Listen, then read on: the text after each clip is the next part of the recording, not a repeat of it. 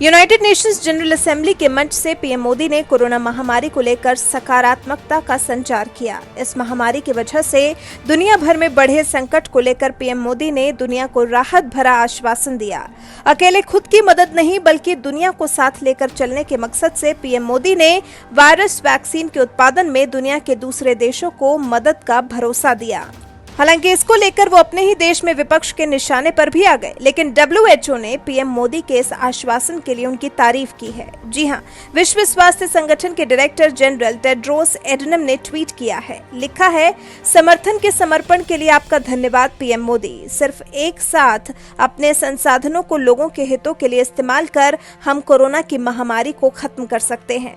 संयुक्त राष्ट्र general assembly के 75वें सत्र को संबोधित करते हुए पीएम मोदी ने कहा था कि सबसे बड़े वैक्सीन उत्पादक देश के तौर पर हम वैश्विक समुदाय को आश्वासन देना चाहते हैं कि भारत की वैक्सीन उत्पादन और डिलीवरी क्षमता का इस्तेमाल इस महामारी से लड़ने में सबकी मदद के लिए किया जाएगा। इस मंच से पीएम मोदी ने दुनिया को बताया था कि सिर्फ कहने के लिए वो ये आश्वासन नहीं दे रहे हैं, बल्कि भारत की फार्मा इंडस्ट्री ने तो इस मुश्किल वक्त में भी 150 से ज्यादा देशों को जरूरी मदद पहुंचाई है। इसके बाद पीएम मोदी ने कोरोना महामारी को लेकर लापरवाही बरतने के लिए और ऐसी महामारी से निपटने के लिए अब तो कोई एक्शन नहीं लेने के लिए यूएन को निशाने पर भी लिया। कहा कि पिछले 8 से 9 महीने से पूरा विश्व कोरोना वैश्विक महामारी से संघर्ष कर रहा है। इस वैश्विक महामारी से निपटने के प्रयासों में संयुक्त राष्ट्र कहां है?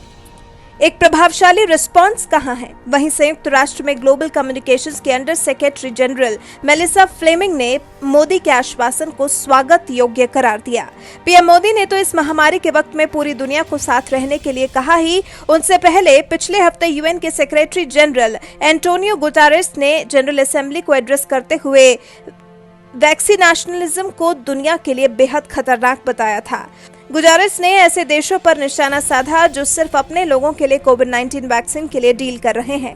उन्होंने कहा था, जब तक सभी सुरक्षित नहीं हो जाते, कोई भी सुरक्षित नहीं है। यही कहना है प्रधानमंत्री नरेंद्र मोदी का। वो तो इस रास्ते पर चल भी रहे हैं, तभी तो अब तक 150 से ज्यादा देशों तक अपनी मदद पहुंचा चुके हैं।